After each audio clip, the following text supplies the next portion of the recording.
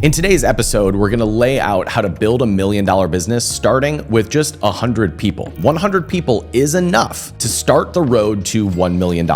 And in this video, we're gonna lay out how to get those people, how to talk to them, and how to use that as the foundation to build your $1 million business. And this is not theory. This is not made up marketing stuff. This happens all the time. This is the foundation of how I build all of my businesses, both old ones, new ones, and the ones that I advise. And in fact, when I'm working with a client, this is often what we go back to get a business either off the ground or from a stuck place to a growing place. This is the transition point for entrepreneurs who are either stuck or in their head figuring out what to do. So in this video, we're gonna lay out how to build that audience that pays attention, wants to buy your stuff, and gives you the momentum so you can march down the road to 1 million. I want this to be the almanac that you come back to, the thing that inspires you or your team and your business partner to go in this direction. Because when you do this part right, this is what I have seen be the difference maker between businesses that stay stuck for years and the ones that grow and compound month after month or year after year. And if there's anything that I don't hit today, please drop your questions in the comments because I'm trying to get better at teaching this stuff since I've seen it be so impactful for the people that I work with and for my own businesses as well. Back in 2014, I was starting a little yoga company with my friend and business partner, Sean, and we sold that business a couple years later. But when we were launching the business, we were selling a yoga mat on Amazon. We ordered the product from China and it was sitting on a boat for like 2 months. And if you've ever launched a physical product, you know that those 2 months are the longest 2 months of your life. You've got 8 weeks where you just picked a product and got it made. And now you're waiting just to sell stuff. What I saw most people in the space doing was just sitting on their hands and getting ready and waiting for the product to be available for them to take a sale. And I said to my business partner, Sean, I said, our job in the next 8 weeks is to do the work so we've got people ready and waiting to buy from us as soon as that product hits. I come from an internet marketing background. I come from kind of an old school marketing background that was all about building lists and launching things to that email list. And when I got into e-commerce, when I got into selling physical stuff, what I called real businesses that I could grow and sell one day, I was stunned that there weren't more people who were using some of the plays from the marketing playbook that helped these businesses sell really expensive stuff, but they weren't using it to sell their $30 thing or their $50 thing or their $100 thing. And I was stunned to find that so few brands knew how to build audiences and launch products to them. And I saw a lot of brands suffer. There was a time in which Amazon was growing so quickly, or Instagram was growing so quickly, or Kickstarter was the hot thing. And it was growing so fast that you could get away with not having to do the basic marketing stuff that I saw make so many people successful. But today, if you marry the two worlds and you build a small audience, and we'll talk about how to do that, and you marry that with a platform like Amazon or Shopify or even Facebook ads, that is how you will win in the long term. You might be familiar with influencers who have really big followings, but they make all of their money just by renting out their audience. They don't have any products for sale and they don't really have a business. You might also be familiar with brands that sell a lot of product, but they don't have any audience. They don't have any distribution. They don't have any awareness to get in front of new customers. I think the magic is when you blend those two worlds and you build an audience that actually wants to hear from you and you've got really good products to sell. So if you're in one of those two camps, the way through is to build an audience that wants to buy from you. Let's talk about how we do that. To me, an audience has no impact until I can contact them. Alex Hormozi, in his book, $100 Million Leads, defines a lead as someone that you can contact. I would go one step further as to say that a lead is someone you can contact that has expressed interest in your product, your service, or your business. And I found the easiest, fastest, and most profitable way to build up a list of leads is to put them on an email list. I have made millions of dollars with email lists, both with my name on them and with company names on them. I've also done this for clients. I will work with clients that have email lists that they are not using well, and we turn that into money really, really quickly. But most brands are so focused on where they're taking their sales, and most content creators are so focused on where they're getting attention that neither one stops and thinks about the audience that they can contact. And without that, I don't think you have the foundation of a business that you can take to $1 million and beyond. So that's why this matters. Now, how do we do that? Remember, this is step 2 in my 8-step process for building $1 million business. If you missed step 1, you can go back and watch that. It's about choosing the person that you're going to be communicating to. That's step 1, because when you know who we're talking to, it makes putting 100 of them on an email list much easier. If we don't know who we're talking to, then who are we putting on a list? There's a lot of attention about creating content, about building audiences, getting followers, communicating to those followers, etc. Let me ask you this question though. What determines what is a good piece of content? Is it something that gets seen by millions of people? Is it something that goes viral? Is it something that creates customers? What do we use to determine if a piece of content is good or not?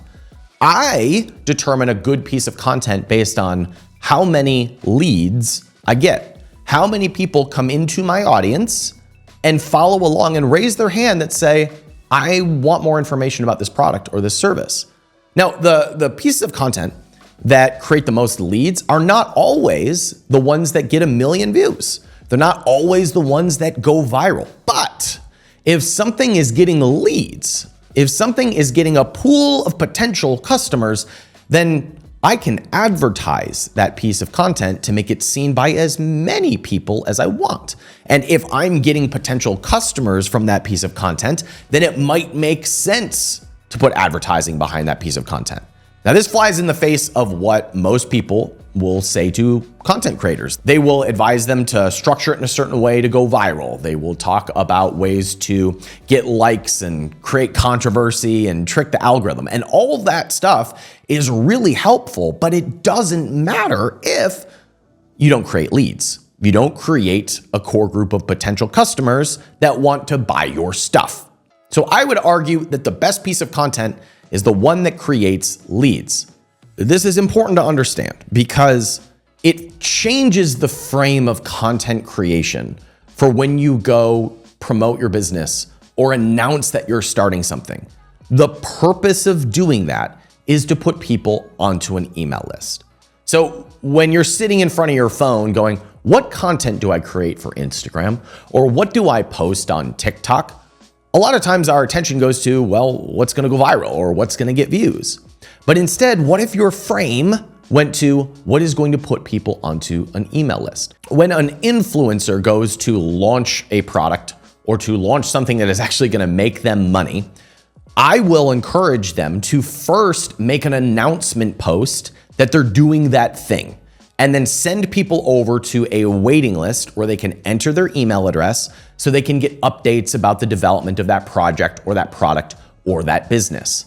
The reason why we do that is because we siphon off the most attentive people who want that thing and we put them into a method of contact. We put them onto an email list.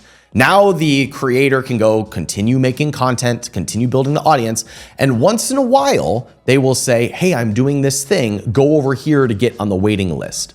Those pieces of content that add people to a waiting list will be the most profitable posts that they make all year. It won't be the post that they can get a sponsor for $5,000, but it will be the post that puts a few hundred or a few thousand people onto an email list, and now they can then announce the product to that list, and that will convert at a much higher rate than if they're just talking about it on their content channels. In the same way, when I'm working with an entrepreneur who is starting from scratch and we got to put 100 people onto an email list, the best thing that they can do to start is announce to their following, even if it's on your personal Facebook, your personal Instagram, your personal pages, you announce that you are starting a business and that if they want to follow along, that they can join the waiting list on the opt-in page.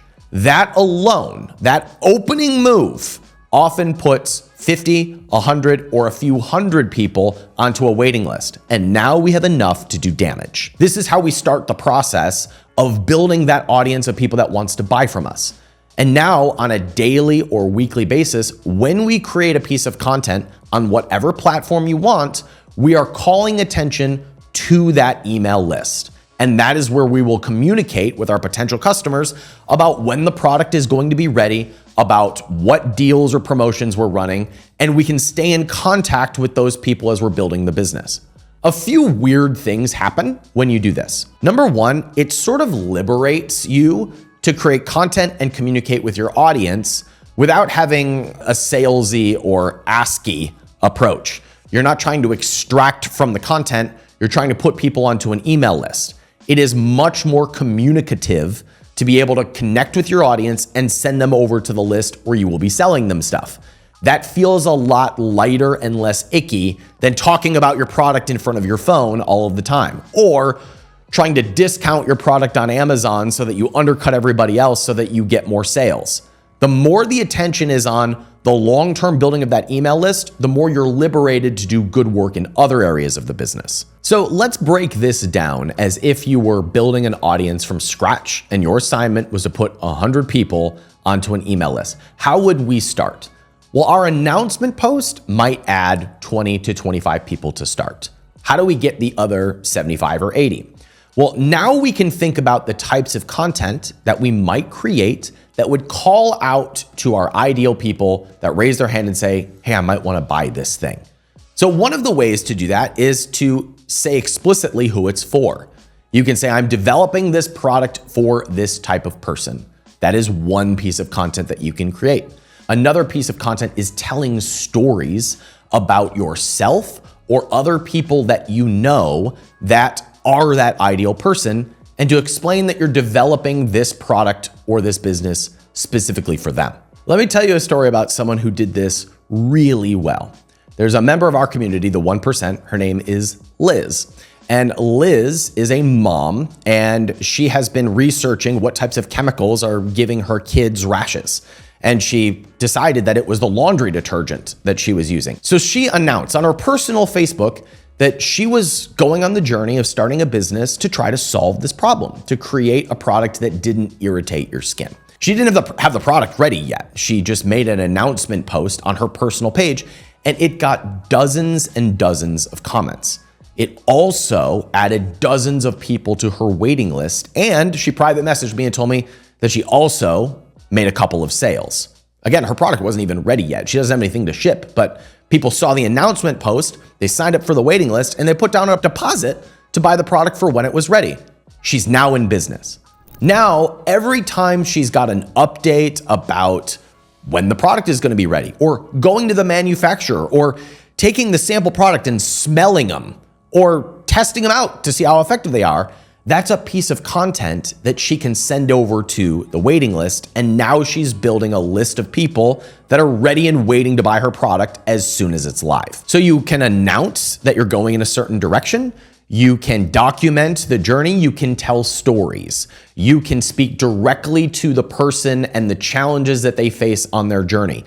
And every post may not add 25 people to a waiting list. It might add 2 or 3 or 5. Some will add 20. But the more we roll that dice, the more we start to figure out what types of content don't just get views or likes, they add people to a list that might want to buy our product.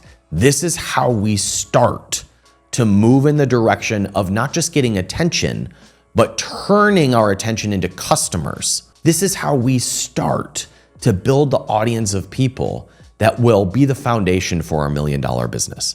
And once we've got 100 people, that's enough to do damage. We'll talk more about that in the next video. Now, notice what I did not say. I did not say talk about your product all the time and hope that people want it and buy it. I talked about speaking to people. I talked about talking about the challenges that your potential customers might face. I talked about telling stories or making announcements about you and your journey as the business owner. People want to follow people, and most importantly, they want to support other people.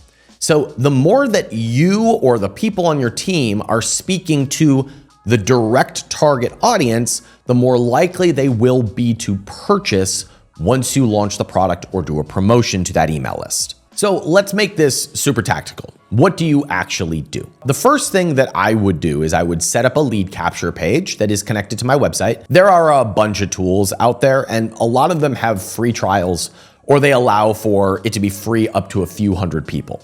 I don't care who you use. There's a bunch of them out there.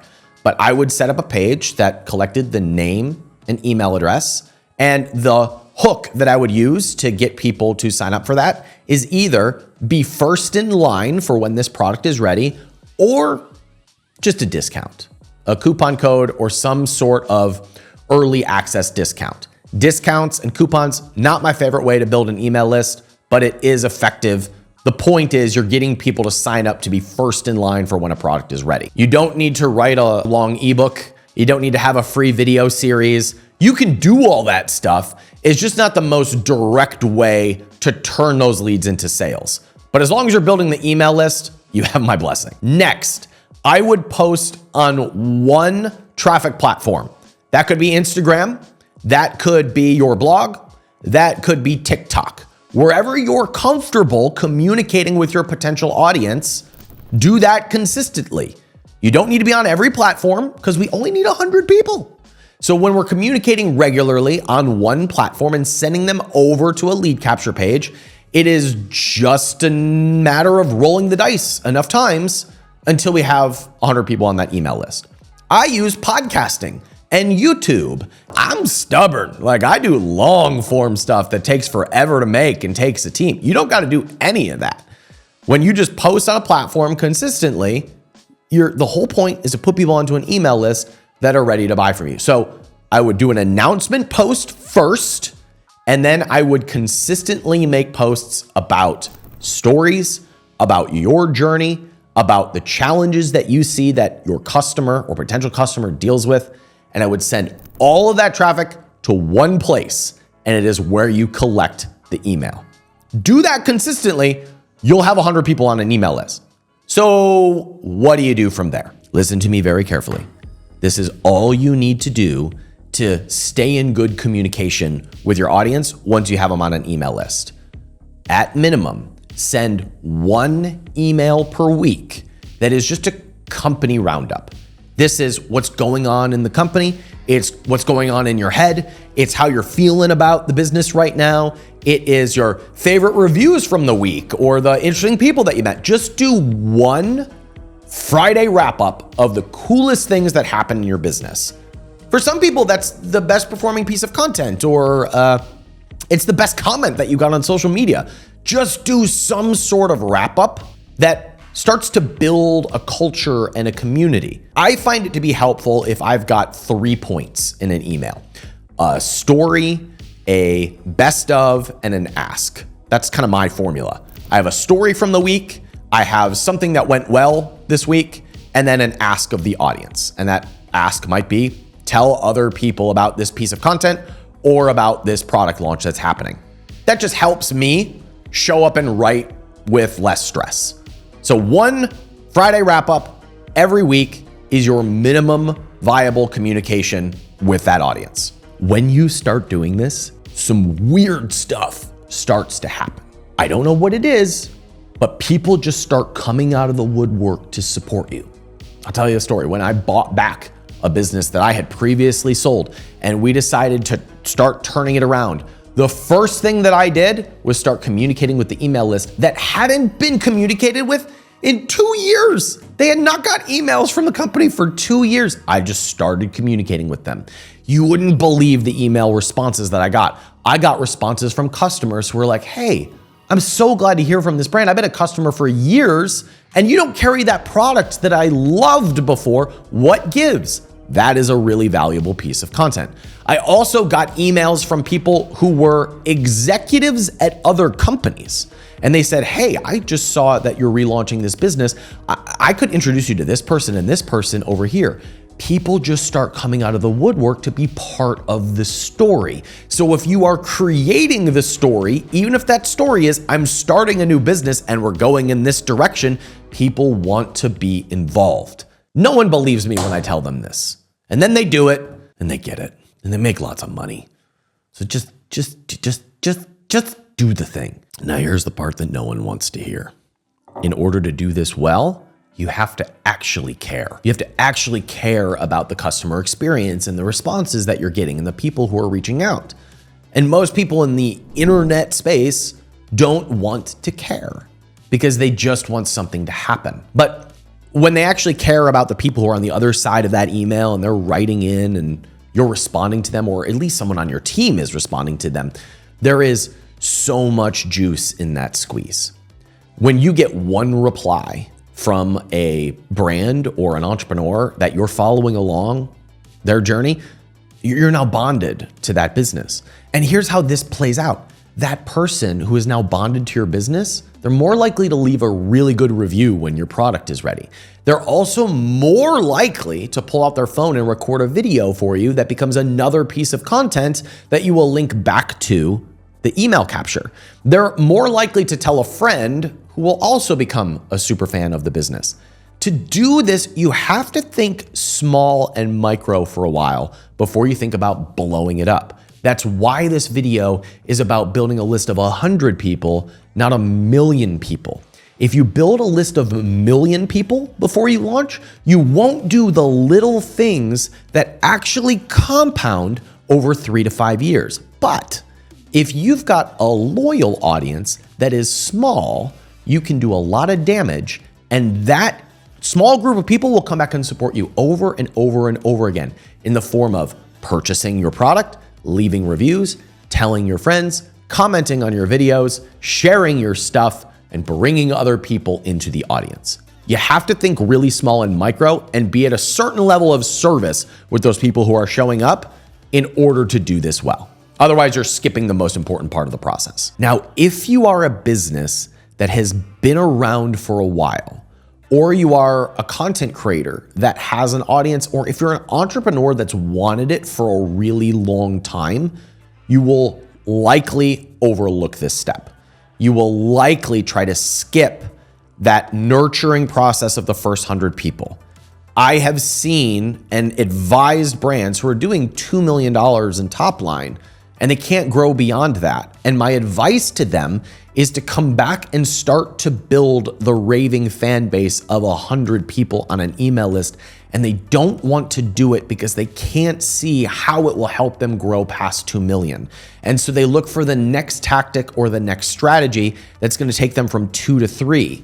What they don't realize is that that small group of 100 people is going to be who buys their next and most expensive product. It will be the 100 people that give them the glowing reviews that get other people to buy the product. It will be those 100 people that give them video testimonials and great feedback that become the ads that grow the rest of the business. This step is the pivot point. Whether you are a new entrepreneur or you've been in the game for a long time, it's the pivot point to be able to scale a business to the level that you desire and to do it profitably without depending on outside traffic or outside platforms. Because if you do this, you can get kicked off of other platforms and still have a business because people want to hear from you. It also means that those people are not looking at your competitors. They're not shopping on price. They're not giving you the middle finger saying your product is $50 and the competitor is $40. No, they want to buy from you because they're bought into this process and you represent the journey that they're on. That's why this matters. Whether you're beginning or you're established, this is the pivot point to grow a much bigger business. Let me give you a tactic that I would suggest that you do this week if this is new to you. Once you set up your opt-in page and you create a piece of content like an announcement post about the waiting list, and you get your first 10 to 15 people, My invitation to you is to manually, personally reach out to those 10 to 15 people and just say, hey, I'm so-and-so. I saw you opted in. What brought you to my work? And just see what types of conversations you have. I would invite you to do that for 20 to 30 minutes a day. Just reach out to those people who are opting in and be curious about their experience. You don't have to sell them anything.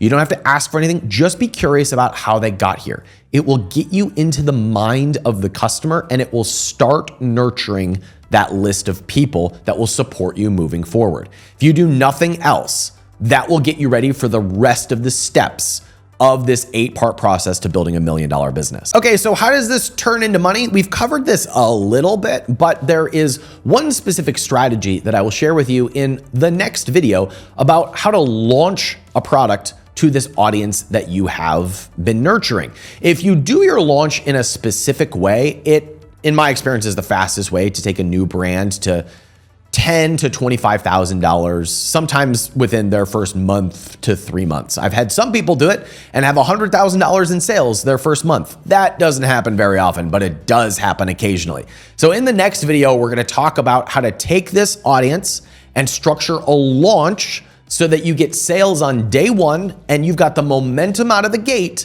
to be able to start building your $1 million business. Make sure you are subscribed and ready for that next video because that's where we're gonna take today's content and turn it into money. If you want some help on your road to 1 million, we do help entrepreneurs follow this 8-step process, and you can see the entire process and all of our free resources about how to do it over at capitalism.com/playbook. This will show you how to pick a great product, build your audience, have a great launch, get to 100 sales a day, build $1 million business, and prepare for a multi-million-dollar exit. And guess what? When you go over there, you'll be on my email list. So you can, reverse engineer what I do personally, if you're into that thing. I'm Ryan Daniel Moran with capitalism.com. Thanks for watching. I'll see you next time. Take care.